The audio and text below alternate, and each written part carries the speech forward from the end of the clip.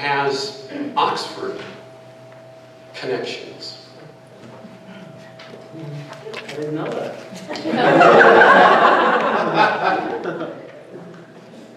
Well, where's the University of Mississippi? Oh, that Oxford. And what does Sewanee think it is? Oxford.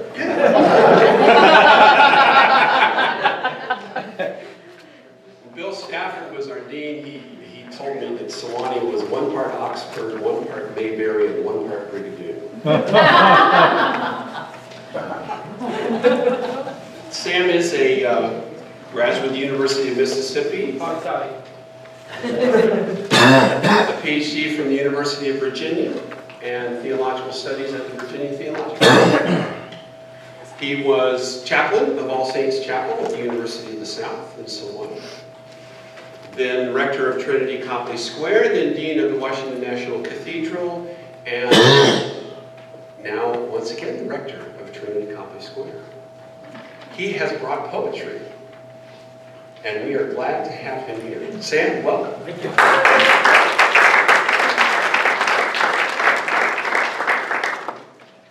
Hi, everybody. Hi. It's great to be here. Just a word on the handouts. Chances are we're not going to get to the one with the charts, but we are going to get to the one with the poems.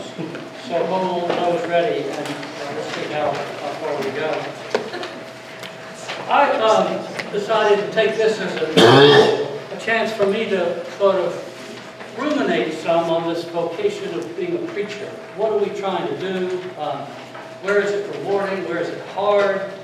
And so I'm going to do that for the first piece of the talk. So we'll talk about this preaching thing that is really at the heart of the ministries of most of us here.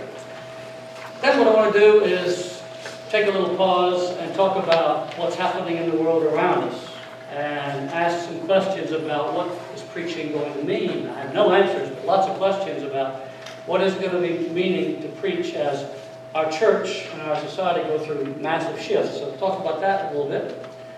Then we'll look at some, I think, wonderful poems that seem to me have the kind of candor and freshness that we're going to be needing in the church going forward. And then I'm going to end up at the end with a list of the 15 things I wish people had told me when I was starting out to be a preacher. Entirely subjective, but a few practical things that have struck me along the way and things I wish I had known about. Fair enough? Okay. I'll just put it out there. To me, preaching is the indispensable part of our worship. Maybe not the only one. There is this Eucharist thing going on. But I deeply believe that it's the preaching. I believe the Eucharist is at the center of our worship. But I think it's the preaching that enables the Eucharist to do its work. That there is virtually nothing I can think of more important than a thoughtful, reflective, prepared, grounded human being, standing up with other human beings, and talking from the heart, mind, and spirit about what this whole spiritual journey means. Especially if, since we are in a pretty formal liturgical tradition, we have people wandering in the door and wondering, why are these people with their heads in their books, talking, it looks like they're talking to their books, not looking around at each other, shuffling bits of paper and books around, and how do they call this worship? What are they doing? And what happens in the sermon is it becomes, if we're doing our work, it becomes clear what we're doing and why. So we have the richness of the liturgy, but I think essential and crucial, and maybe the hardest part of all to pull off, is that thoughtful, grounded homily sermon that interprets and unpacks why we're here and what we're doing together. Those 15 or 20 minutes or 12 minutes, whatever it is you get to do, are golden moments for building our community, forming our community, having our community get fresh eyes to see what's going on around them. For me, it's always been perfectly clear that my best moment for spiritual direction is in that pulpit. There I can provide guidance for 10s and 20s and 50s and 100s.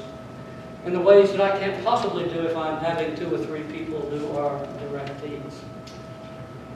So to me, it is the place that opens up the rest of our ministry.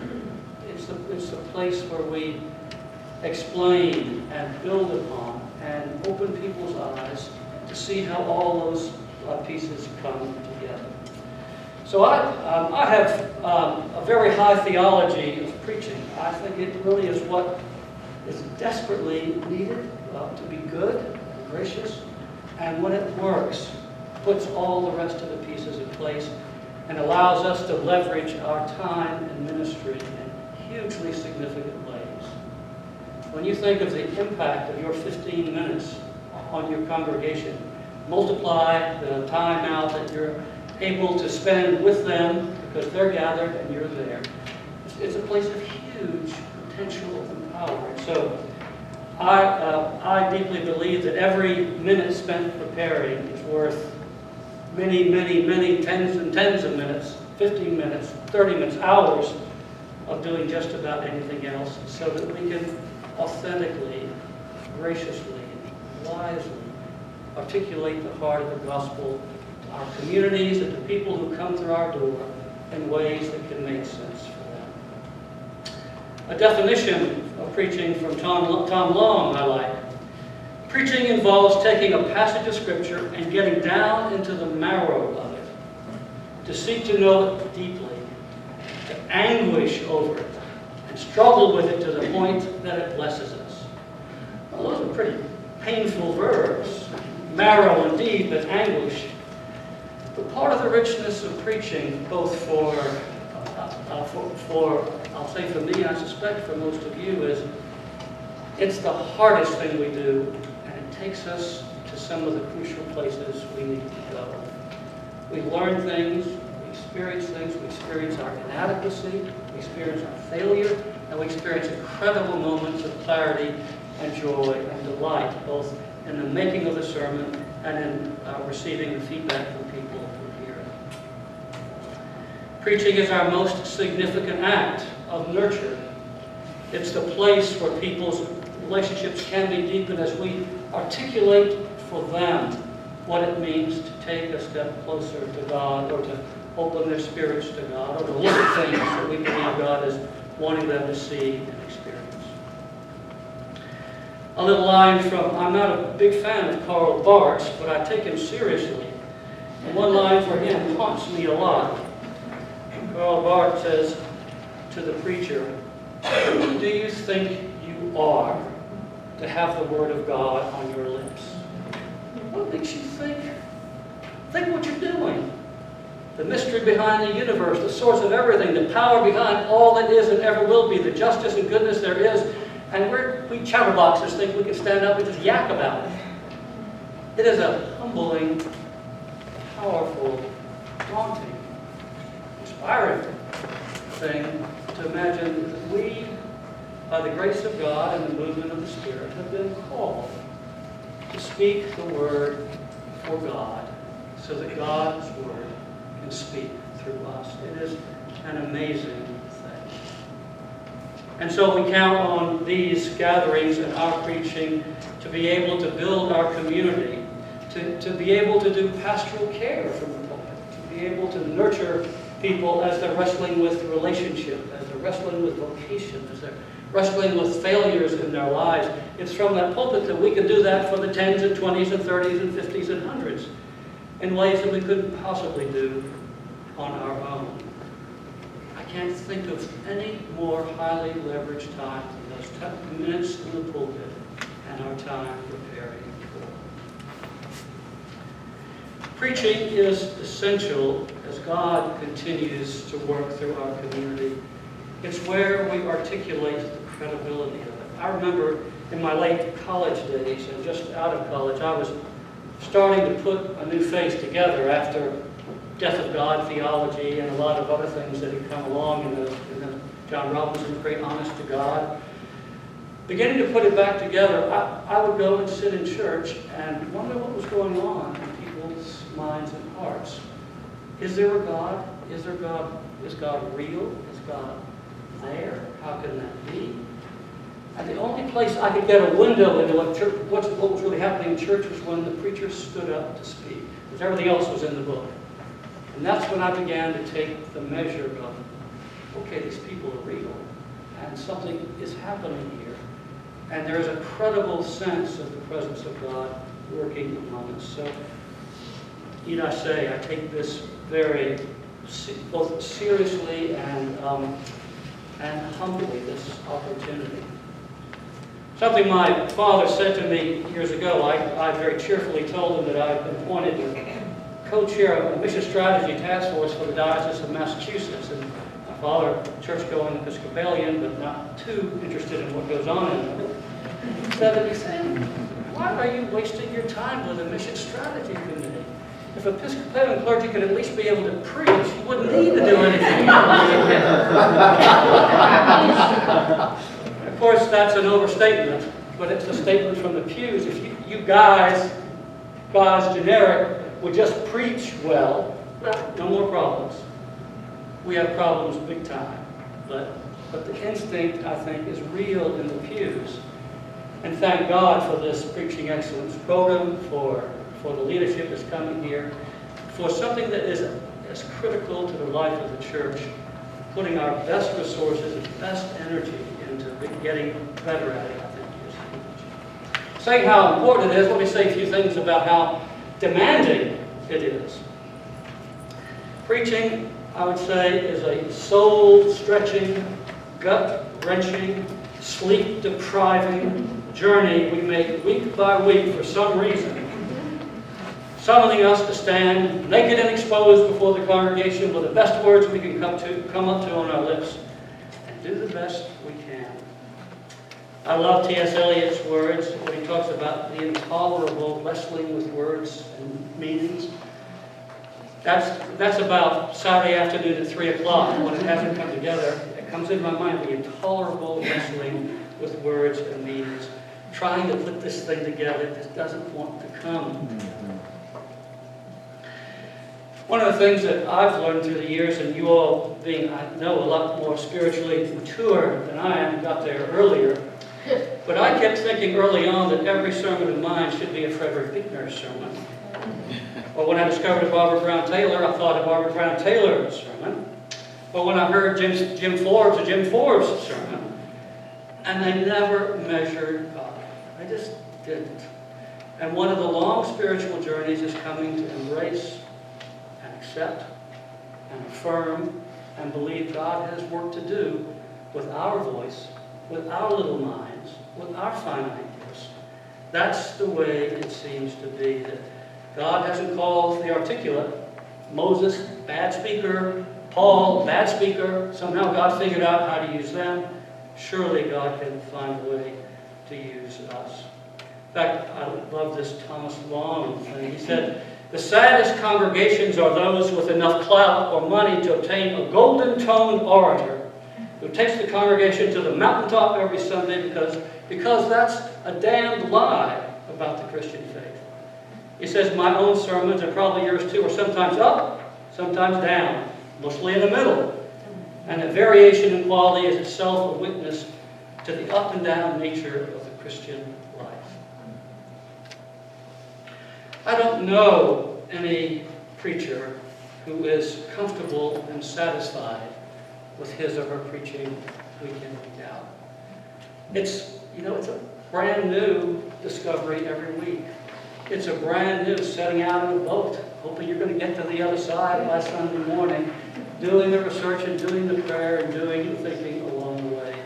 It's a part of the calling, and I think probably I've come to accept part of the spiritual gift, that we can't get our act together perfectly every week, that we're not walking in with a Frederick Buechner sermon on Sunday morning. We're walking in with our stuffed, packed, half good, half bad piece as our offering to God, and hoping and praying that somehow God can use it. In that way, I did want to read a passage from Will Willimon. Everybody knows Will Willimon was at Duke University, became a Methodist bishop. He was about to go on a sabbatical after a lot of 30 years of preaching, and he said this in the beginning of a sermon that he was giving at Duke.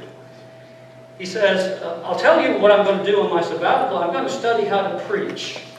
He said, I've been at this thing for 30 years and I have no idea how to preach. I've learned this. When it comes to sermons, people don't listen. More accurately, people don't hear. Too many obstacles to successful communication. Skeptical modern world science. Attention deficit syndrome. Sophomore hormones. All the rest. I work on a sermon, he says. I do my homework. Then I stand up there and thrash about for 20 minutes. Tell some sappy stories. Gesture from the torso. But you don't hear, he said after them. Even though the lights are in my eyes, I can tell you don't hear out there. What is going on? I don't know how to preach, he says. Tried every technique, different forms and arrangements. It's hard to hear the things of God, particularly things of God. How can you talk to someone about God? I've learned that it's just about impossible to get people to pay attention to a sermon. But sometimes they do. People undeniably hear. Most of you, he's saying to his congregation, keep coming back because having had the lightning strike once, it just might strike again. And you want to be here if it does. Having once shuffled in here, distracted, unfocused, unsure, you have, despite all, irrefutably heard something, sometime, someplace.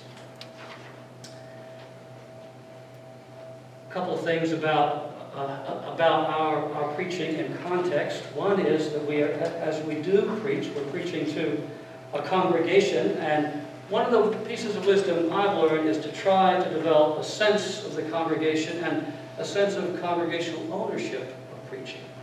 Inviting feedback, having a feedback group, having a conversation group. One of the things that we've done is all week long, the week before the Sunday, the Gospel's read in pretty much every meeting that happens. I think that happens a lot in our community.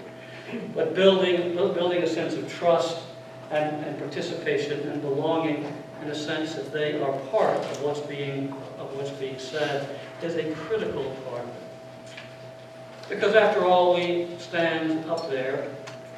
We don't, like a trial attorney, have evidence to produce. We don't, like a teacher, have a blackboard. We don't, like a politician, have a teleprompter. We don't, like business, have a PowerPoint. It's just us. Just us. All through the years that I'm dating myself, I thought a lot about a Bee Gees song. It's only words. And words are all I have to take your heart away. That's it. Words. Standing in place. That's it. I had a bizarre experience at the National Cathedral. I was, through an odd set of circumstances, we were doing a major funeral for Dorothy Height, one of the great civil rights leaders and the most famous and significant of the women in the group of the great civil rights leaders. And for some reason it fell to me at the end of it all actually to give a homily in this service for that distinguished person, that crowd. I had no reason to know why, and I didn't like it because I thought I'd be in way over my head, and I was right. Well, what the striking moment that happened was, it turned out I didn't see it till the service was about to begin. The person preaching before me, or speaking before me, was Barack Obama. And then this white guy and this sea of people in the cathedral, all people of color, ready to celebrate their heritage. And Barack Obama stands up. And he is so wise, so warm, so funny. And I just felt myself sinking deeper. And then I got mad. I said, this is not fair. This guy has some of the best writers in the world, and a schmuck like me had to crack this up and put it together the night before. And then I had to get out behind Obama and do something. And you don't need to get the feedback about how it went, but it was a sense of being exposed with what my gifts are, and having to put them out there as best I could in a situation that seemed too much. Just a couple of other thoughts, and I want to go to the next section. One of the things that we do face is various versions of attention deficit syndrome. You know, we're living in a culture where no one anymore sits and looks at one image for 20 minutes. You know, even if you're watching a service on television, things are moving around all the time. All people have is looking right there. And people, we'll say some more about this, are having a hard time learning how to stay focused anymore. My old friend John Claypool, who was a real model for me in lots of ways, told me the story of his, he would frequently go to a nursing home and do services. And he told me just a couple weeks after it happened that he'd gone to the nursing home in Birmingham and was in the middle of his talk, and he saw a lady over on the side sitting in a chair with her television wand going. The whole time he was talking, she kept trying to change his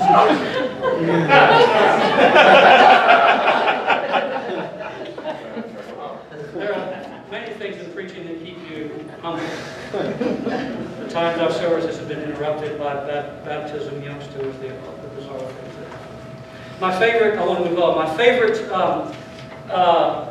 favorite way of thinking about preaching preparation rings through my head every week, comes from the description of an old black preacher's way of preparing. Many of you will know this. I reads myself full, I thinks myself straight, I praise myself hot, and I let myself go. And I think that's really what it's about. It's about reading myself full, preparing as deeply and richly as I can. Thinking myself straight, okay, what in all that is the word that's been given me today? I praise myself hot. I sure am on Sunday morning when I know my sermon is not so hot. And then I try to be present and let myself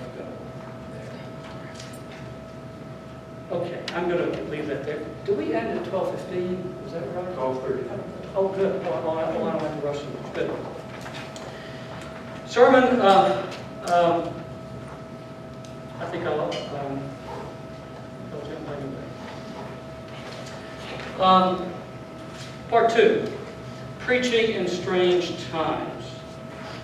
One of the, for all of the joy and richness I get from preaching, I have a keen sense, and you all may do too, that we are living through a time when every piece of the liturgy, every way of delivering information, every way of communicating to people is up for grabs. We're in a new time, a new place, and I have nothing to tell you that describes how we're going to do it. But I do have a lot of questions and things on my mind about what is preaching and communicating going to be about. I hope we can have a little bit of this in our conversation at 12:15. How are we going to do that? No one needs to say to you all that we are moving through a cultural transformation of historic significance. Biggest changes, many will say, in many centuries. Some will say the biggest change in 500 years, but huge changes, not just in how we communicate, which is the driver for it, but actually changing who we are, how we relate, how we connect with each other. Let me just say a couple of things about that. What is happening, it seems, in this whole digital revolution is the culmination of a lot of tendencies that have been coming on in the last 10 years, of increasingly a sense that old, staid patterns are breaking down, and everything about life is becoming more fluid. Do pull out for a second this non-Pullman sheet and look at the passing and emerging realities. I don't want to go through this, but this is a document I think is even 10 years old or so. But if you just look in the middle part and all the way down, a whole set of ways of operating are now shifting and are much more fluid. If you just look in the church area, the realities we've had, the denominational loyalty, large church identity, supply of ministry, lower serves higher, clergy dominate, assumed trust, foreign mission, and a whole different way is entering. Religious shopping and consumerism. Are you seeing that? We sure are. Congregational identity is much more fluid. There's less immediate identification. We're in an urban church, and it could be more there, and we are definitely not living in Christendom, Some of you still live in Christendom in the South where these things work better, but up there, members of my congregation are more and more embarrassed to tell their friends at work that they go to church, because that will signal that they're anti-intellectual, prejudiced, a whole set of signals that people now identify in our country with being churchgoers. Increasingly, people are paying more attention to their spiritual hunger than assimilating a faith tradition. Increasingly, when we talk about mission, what we are learning to see is the most immediate mission is next door. And it takes, in many ways, a lot more courage to be a mission in our neighborhood than it does to go across the world to do it, though God knows the ministries are needed across the world as well. So I only point that to say, these are trends that have been happening a lot. What is happening now with the digital transformation, we're only beginning to see it. All we know is that it is going to be huge. Relationships are already changing drastically. How people meet each other, how people spend time with each other, how people connect, how people find life partners along the way. All of that is fluid as can be. In case you hadn't noticed, privacy is disappearing. Thank you, Mr. Snowden, for informing us of that. But thank you to Target and Google and all the rest that are making our lives public property. That is just beginning, and we don't know where that's taking us. We are globally intertwined technologically, and increasingly, because our worlds are so woven together, the well-being of people, the peaceful and warness of people everywhere are going to be immediately in our lives as we have seen they already are. And maybe one I would emphasize a lot, the addiction to immediacy that we're seeing in the internet world, the expectation of immediate response, immediate information, customizing where I go and what I do and who I talk to and who I communicate with. That increasing intensity of privatizing and organizing my life just for myself is going to make community a lot harder, relationships a lot more difficult. It's looking, and especially it seems to me, what's happening with the internet is taking away people's desire, willingness, and before long, ability to be reflective, to wonder, to have awe, to pause and think slowly about things, to read a difficult book or a spiritual book that wants to take you through a reflective process. All that, I think, is shriveling in our time. And we don't know where that will go, but it's a real thing, not simply for the institution of the church, but for the human race. It's something essential to our humanity is under threat. The sciences of our time are saying a lot about a world that is no longer atomistic, broken into pieces, easily figured out, easily assigned, easily put in hierarchies, but a world that is utterly fluid. Everything's related to everything else. Everything changes in relation to everything else. Just a couple of instances that are only really metaphors from physics for what is coming in our world are these senses that there are things happening in the quantum world that take your breath away. A particle is at one time a particle, then it becomes energy. It shifts from one to the other. If an observer watches it, it changes where it was going to go. It can't go where it was going in relation to this. If it's also being observed, it changes the whole shape of what it was going to do. Here's the one that always takes the top of my head off. Two particles separated by whole galaxies know what the other is doing. You change the spin on one of them, and the other reverses its spin whenever that happens, simultaneously. There is some unidentified yet unified field that seems to connect all that exists. Theologically, we would say there is a unified field that connects all that exists. So it's rich in metaphors for the reality we're living, but it's rich in its declaration of how intertwined all existence is. Of course, you know of the butterfly effect, which is a real thing. The butterfly can flap its wings in Tokyo and affect a storm in New York City 2 weeks later. Because everything is interacting with each other all the time. It takes little pieces to be tipping points that send things going in other directions. We're living in a highly interconnected world, deeply integrated in our lives. We are getting closer and more intertwined. And of course, that makes it all the more desperately urgent that we learn how to live with each other, how to make peace with each other, how to affirm one another's lives and existence, how to find ways to build paths toward healthier coexistence with those we know. Which leads to church-going. I'll say just a little bit about what I think how this has implications for going to church. We've all identified that just as our society is going through these massive changes in how we understand ourselves, our church is going through a watershed. So many of our thinkers say the biggest since the Reformation. The Reformation, of course, was driven by the movable type, making it possible to make books to send out. People got books for the first time, and that liberated everything. The revolution against Rome happened with the Reformation because finally they were liberated by books. Now the next major revolution has arrived that's, quote, liberating people to do just about anything everywhere and be connected everywhere all the time. So what is all of that going to do for church?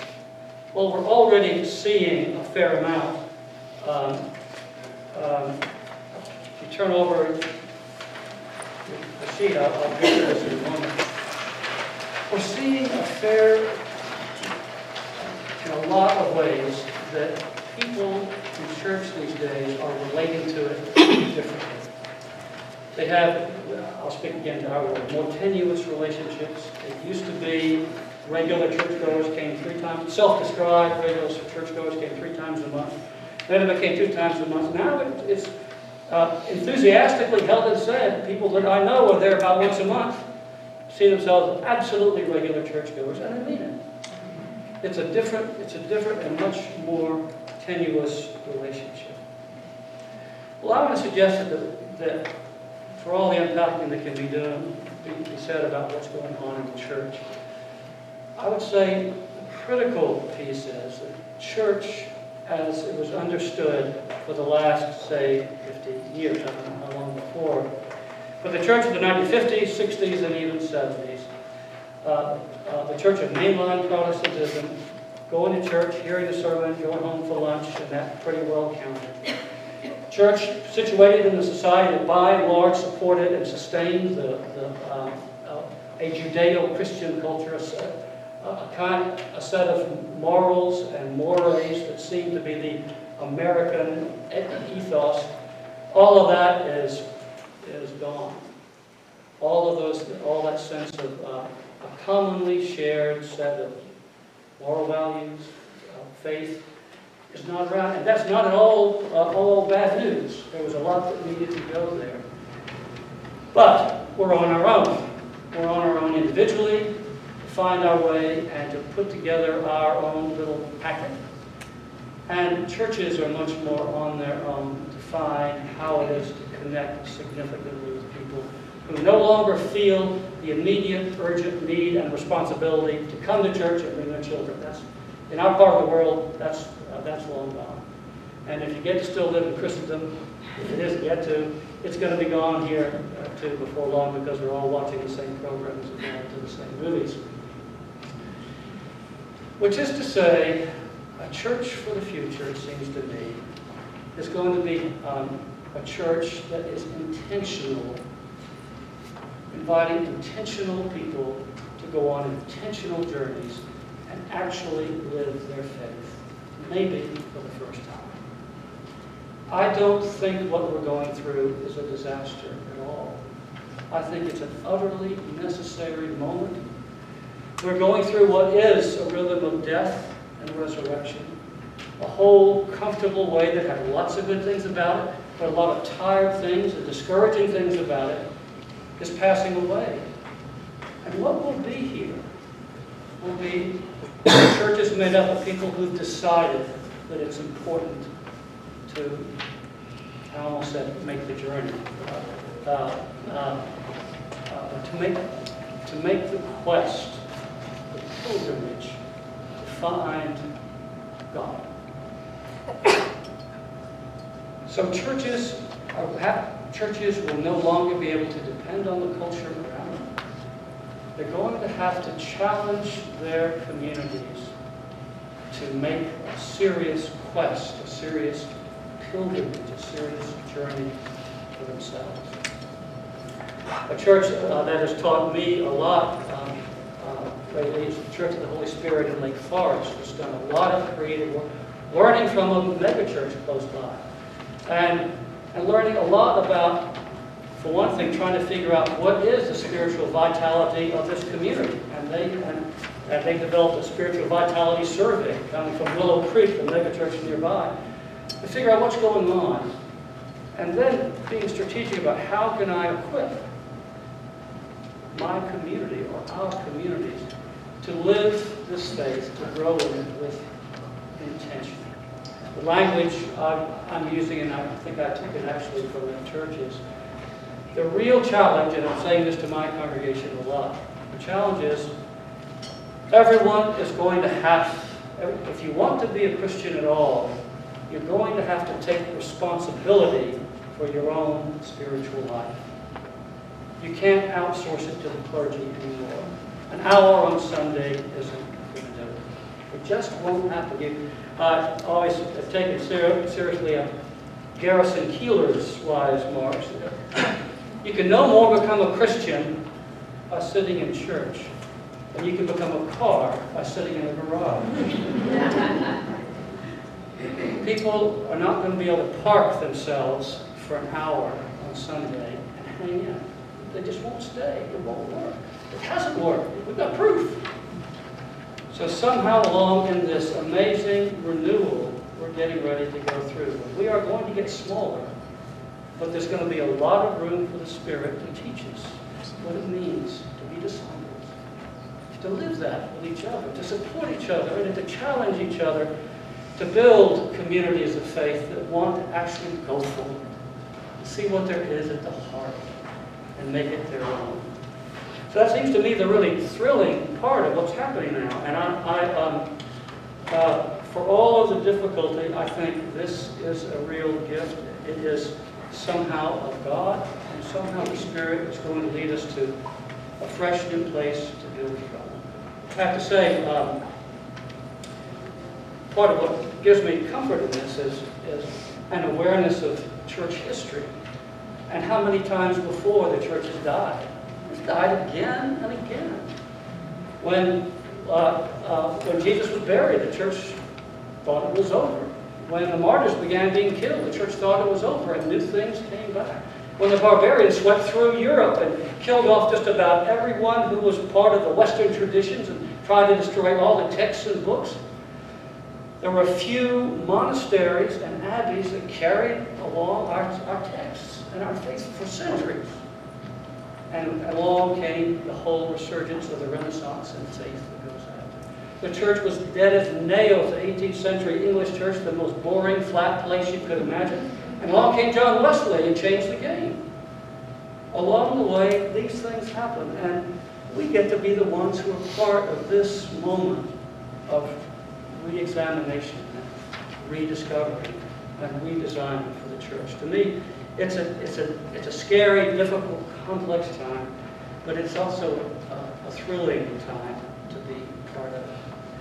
Passage I carry close to my heart when I talk about church things is a little passage from the great Tom Stoppard play Arcadia, which is all about kind of quantum physics, and they're discovering what all the implications of that might be. And at one point, one character says, "It makes me so happy to be at the beginning again, knowing almost nothing. A door like this is cracked open 5 or 6 times since we got up on our hind legs. It's the best possible time for being alive, when almost everything you thought you knew is wrong." So, here we go. Now, a word about, so how do you preach to that? I don't know, so we can move on to the... I'll say a couple of things. One is, if we're trying to attract, if you go beyond baby boomers and Gen X and millennials, the various generations, there's plenty of work trying to understand what works for them. What we know in our place is we're trying to provide some different ways of connecting. Some that don't have preaching at all. We have a Taizé service now, and it just irritates me no end. They don't want a sermon in it. Apparently that's not what Taizé people do, and Taizé has had a huge impact on young people. And we know that from everything that we've heard from people who've gone to be in the Taizé communities. So remarkable things that can happen somehow without the sermon. And we have to be open to finding what is it that can speak. Maybe God is more eloquent than I thought. Maybe God can speak in these beautiful chants in ways that actually could be true, change their lives without working hard on a sermon. Something just really beautiful could happen. Well, I think maybe so. We have another contemplative service in the evening that is more traditional, but is shorter. The preacher is sitting down instead of standing high and mighty in the pulpit. As an effort to try to get both the preacher to preach a little more dialogically, and also for people not to feel like they're being talked down to, which actually they are, physically talked down to. So finding some ways to position differently, to do it differently. What I don't understand yet is what is the kind of preaching for people in their 20s, 30s, especially, I would think, that can speak the gospel to them in words that are credible and winning and challenging. I don't know that, and I suspect some of you do, and we can say something about that when we get to it. But I know that's a vital part of our call.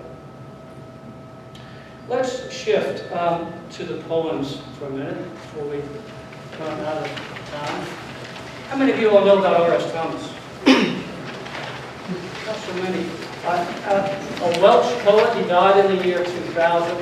He's one of the great, I think he ranks with George Herbert in the greatness, T.S. Eliot, the greatness of his religious poetry.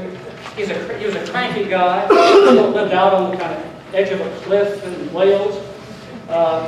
Didn't like people very much, but had a spare, raw, lovely way of capturing the mysteries of faith in ways that I think even some of these poems can be helpful to teach from along the way. So let's start with, many of his poems are poems of doubt and unsureness about God at all, but you can get the full range. Let's start with kneeling. The speaker in the poem goes into a country church, that's what you do in England, and wonders, what could God be here, and why isn't it clear what God is doing? And this is what the poem says. Moments of great calm, kneeling before an altar of wood in a stone church in summer, waiting for the God to speak. The air, a staircase for silence. The sun's light bringing me as though I acted a great role. And the audience is still, all that close throng of spirits waiting as I for the message. Prompt me, God, but not yet. When I speak, though it be you who speak through me, something is lost. The meaning is in the waiting. What's the biblical image in the first part? Where do you know about a staircase? going up the ladder? Jacob? Jacob's ladder. And the close throng of angels will be going up and down. A picture of someone wanting to find God, but not. And somehow saying waiting itself is part of our journey for now. Second, the absence. It is this great absence that is like a presence that compels me to address it without hope of a reply. It is a room I enter from which someone has just gone, the vestibule for the arrival of one who has not yet come. I modernize the anachronism of my language, but he is no more here than before. Genes and molecules have no more power to call him up than the incense of the Hebrews at their altars. My equations fail, as any words do. What resource have I, other than the emptiness without him of my whole being, a vacuum he may not afford? Isn't that beautiful? This image, have you not had it from God? It is as if God just left. Or God's just going to show up, but somehow we want God to be right here. God isn't there. The one that I think frames our modern time from Morris Thomas is the one all the way on the right, called Emerging. Not as in the old days I pray, God. My life is not what it was. Yours, too, accepts the presence of the machine. Once I would have asked healing. I go now to be doctored, to drink sinlessly of the blood of my brother, to lend my flesh as a manuscript of the great poem at the scalpel. I would have knelt long, wrestling with you, wearing you down. Hear my prayer, Lord, hear my prayer, as though you were deaf. Myriads of mortals have kept up their shrill cry, explaining your silence by their unfitness. It begins to appear this is not what prayer is about. It is the annihilation of difference, the consciousness of myself in you, of you in me, the emerging from the adolescence of nature into the adult geometry of the mind. I begin to recognize you anew, God of form and number. There are questions we are the solution to, there are questions we are the solution to, others whose echoes we must expand to contain. Circular as our way is, it leads not back to that snake-haunted garden, but onward to the tall city of glass that is the laboratory of the Spirit. What strikes you in that poem? Two different worlds. First world of being doctored, but at the same time praying like crazy and wondering why God won't answer all prayers. People deciding they're unfit because God won't do it. And then he flips and says, actually, that is not what prayer is about. Yes? The closing image about circular as our way is, it leads not back to that snake-haunted garden, but onward to the tall city of glass that is the laboratory of the Spirit. I wonder if the garden, the city, biblical metaphor is one that the church at some point might be called into question, because I think our populations are getting more and more metropolitan. People are leaving the small place, they're leaving rural areas, and I think rural areas are dying in small churches, and I wonder if that's good. If what's good? If that sort of big kind of population trend, at least in the United States. To go to the city? Yeah. And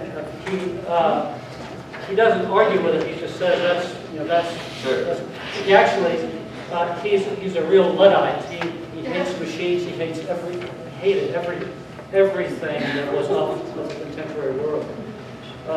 But here, it's also it's the biblical metaphor. It begins in a garden, the scriptures, and they end in the city of God. They end in the city. But he's also, I think, talking about city as urban life, complex life, scientific life, all the rest. Let me read it one more time through, and then just a more commenting. We'll let you see how he opens a new understanding of one dimension of prayer. That doesn't say everything about prayer, but something important. Not as in the old days, I pray, God. My life is not what it was. Yours too accepts the presence of the machine. Once I would have asked healing. I go now to be doctored, to drink sinlessly of the blood of my brother, to lend my flesh as manuscript of the great poem of the scalpel. I would have knelt long, wrestling with you, wearing you down. Hear my prayer, Lord, hear my prayer, as though you were deaf. Myriads of mortals have kept up their shrill cry, explaining your silence by their unfitness. It begins to appear this is not what prayer is about. It's the annihilation of difference, the consciousness of myself and you, of you and me.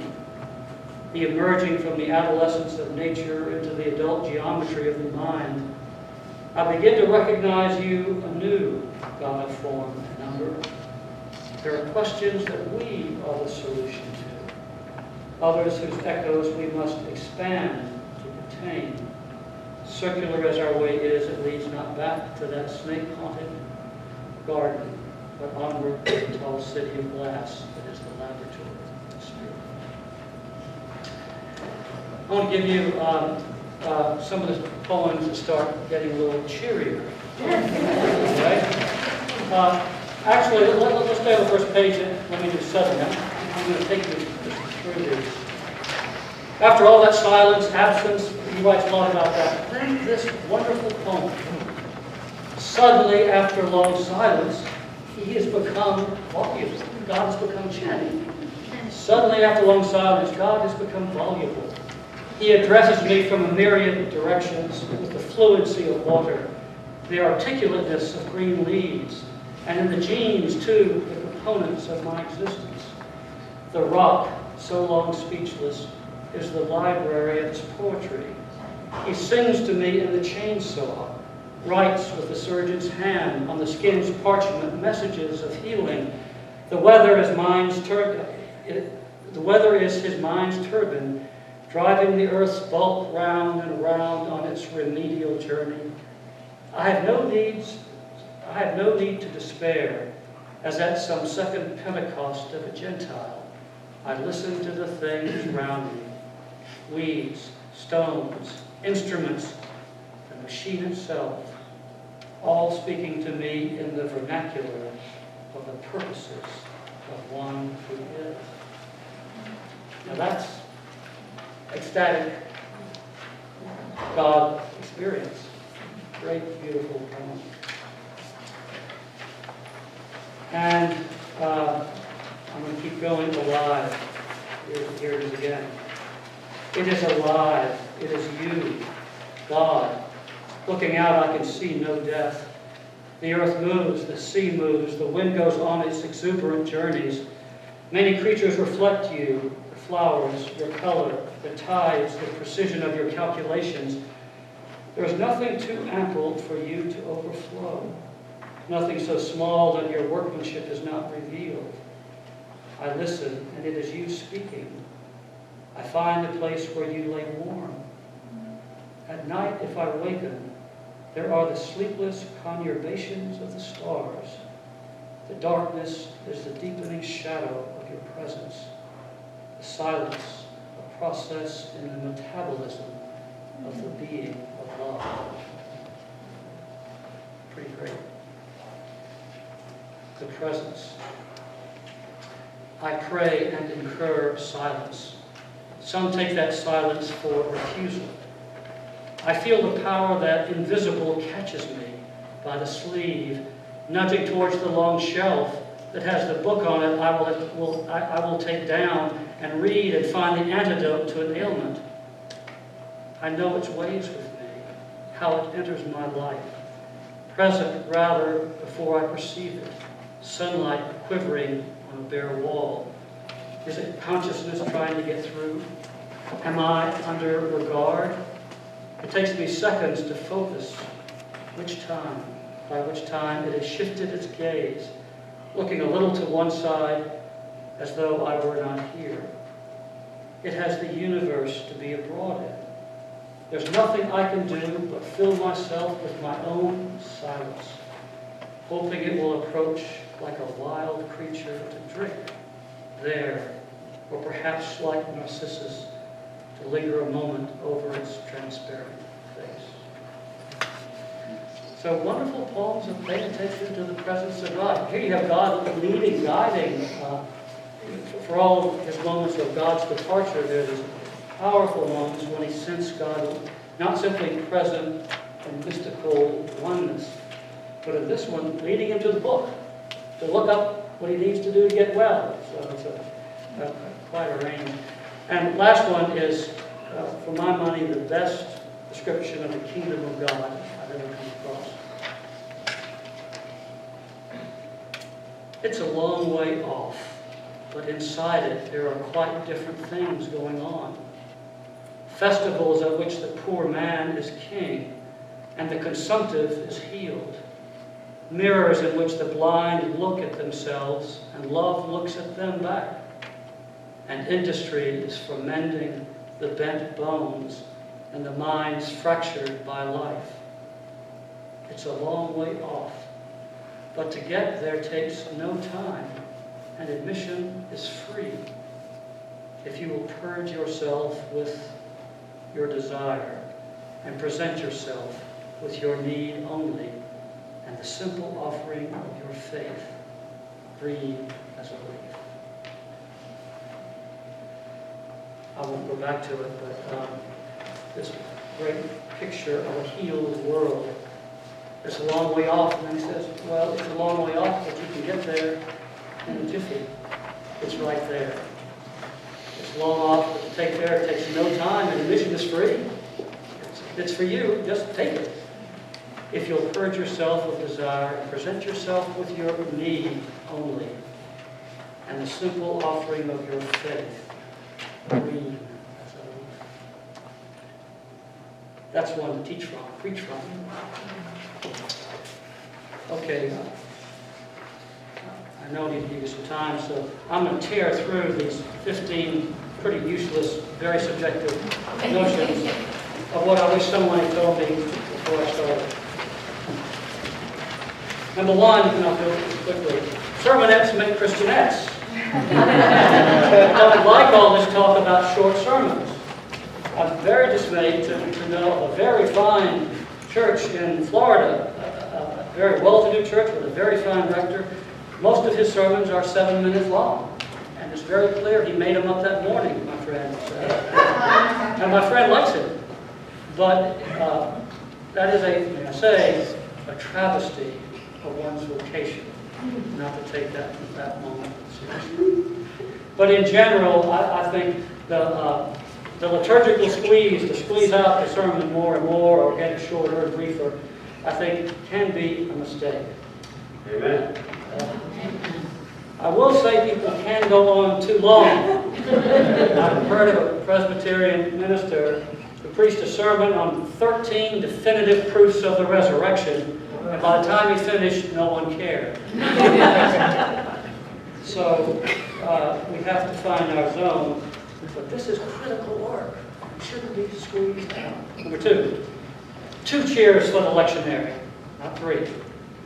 Lectionary, good thing, I love it, I use it, but we should feel some freedom to work with it. I've preached a number of series over time, and my congregation has been deeply grateful for that. A series on the 10 Commandments, like 5 Sundays on 10 Commandments, or the Beatitudes, or the Lord's Prayer, or personal relationships. Don't do it often, don't do it every year, probably don't do it every other year. But it's a chance for your congregation to experience the Word in different ways. And someone said in my group, well, do you have to get permission of your bishop? I think technically you do, but you got my permission. And Your bishop ought to welcome all the creativity you're offering in the pulpit ministry that you can. 3. In general, as I was coming out of seminary, there's a lot of talk about stringing the 3 lessons together, finding a common theme, and then it's really good to bring them all together. Well, number 1, I think it's better to do 2 lessons than 3. These are my opinions. We are too wordy anyway. Get out a couple of critical gospel and one of the others, and forget about tying bows over the lessons, and ask what God's word is for people with that. Number 4, plan preaching ahead. It helps me. I don't do it every year. If I will just take 2 or 3 days in the summer and turn the pages of those lessons and know what's coming, and spend even just 15 minutes, 20 minutes with each day lection, and jot down some things, some opportunities, some things that strike. Better yet, spend an hour on one. I haven't been able to do that much, but try to find time to know what's coming, and then maybe once a month you look at the next 4, or once a season, look at what's coming, because you'll be amazed how much more fruitful your mind is in thinking of connections if you're paying some attention to what's coming down the way. So it doesn't become just a regular, whatever it is, Friday discovery for the first time, what I've got to preach on Sunday, and all of a sudden you have to do it. You need to context. Number 5, our major sermons, another controversial. On major sermons like, I would say, Christmas, Palm Sunday, Easter, preach a real sermon. Again, I know that's, a lot of people say the liturgy tells the story. The liturgy is magnificent. I'm not sure how many people are literate enough to let that tell the story. So I think that's our job. And especially in a tradition that dances around preaching about the cross a lot. Preaching on Palm Sunday, I think, is hugely important, even though controversial in my own parish, because it makes the service longer. And our fragile people can't. So, anyway, my instinct is those are, if they're only going to come Christmas and Easter, they need to hear the word proclaimed, not just hear the pretty songs. Number 6, read like crazy. Novels, nonfiction, journals. I know I don't have the time either, and mostly I can only do it in summer and some breaks along the way. But try to, it helps to read book reviews. Something like the Atlantic Monthly or the New Yorker. Christian Century for sure. It's a great magazine. You should all be getting Christian Century. But find ways to keep that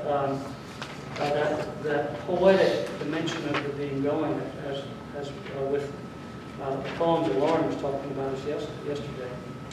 Read, of course, Flannery O'Connor, Toni Morris, Marilyn Robinson, Graham Greene. There's a long string of them. But at least even in our busy lives, finding ways to do that. And I should say, within my notes, I wanted to say, for a good bit of my ministry, I've been in multi-staff situations. And I want to say that I think the crucial and hardest jobs of all are the jobs that solo rector or vicar in the parish. And when it comes to the challenge of trying to keep yourself fresh as you preach, I have nothing but awe and admiration for the struggle it takes. So nothing I'm saying about piling up. Go read lots of novels should be taken that way. This is, as we can feed ourselves, do it. But God only knows the work solo priests and vicars, rectors carry to be faithful to this calling amidst everything else going on. Number 7, keep files. Let's see, Mark talked about the Commonplace book. After a lot of years of ministry, I've now got 2 filing cabinets, like his row of Commonplace books. But if you see a good article, save it. If you see something Christian-centric, just make. I don't have any elaborate filing system. I just try to figure out a name for that and plunk it down. Sometimes I can find it again, sometimes I can't. But so many rich ideas and rich sermon notions and rich teaching things come by that it has helped me a lot to try to catch them as the river flows by and try to hold on to them as best I can. Number 8, change the plot of sermons. We'll stay on this. we all tend to fall into a rather dramatic opening and, something along the way and another ending, but try to keep moving it around. Sometimes I'll do a very plodding 4 points, not very often, but I think people like it every once in a while, have very much a didactic teaching sermon, but you wouldn't want to do that all the time, nor would you want to do a narrative one all the time. Number 9, look after your spiritual life. You can't give what you ain't got. Of course, that adds one other thing to your list. But as we talked in our group, so much of the nurture of your inner life can happen in the sermon process. That's one place that we do get nurtured. At least for me, in the first half of the sermon process. By the second half, the panic is set in, and it's not quite as useful as it was. Number 10, keep a sense of mystery and wonder in the tone of your preaching. We can get mighty confident and mighty didactic and mighty cliche-ridden and mighty certain of ourselves. And I think the more we position ourselves as fellow questers, fellow strugglers, receiving this mystery for ourselves, awed by it ourselves, amazed to get to share it with each other, I think the better. Number 11, get feedback on your preaching. Find ways to get honest people to talk to you. I want to spend time on that. Number 12, be conscious. Number 12, avoid the cliches that float around the church and culture. To me, a lot of the best social justice sermons get lost in a sea of isms. Talking about isms shuts the ears down of so many people I talk to. But try to find fresh language for the injustice that we see, or fresh language for the other things that we want to talk about. Number 13, be conscious of your stance in relation to the congregation. Teacher, pastor, prophet, fellow struggler, all of those. Number 14, be fiercely protective of your study and writing time. It took me a long time to convince myself I had to do this and not to get pushed around every time. Start early, get the parish involved in the sermon process, help them to understand what you're doing, invite them to be part of the conversation. And number 15, always be able to answer the question at the end of your sermon, so what? Many sermons lack a good answer to that I've seen. Okay, we have 2 minutes to talk. Sorry I went so long.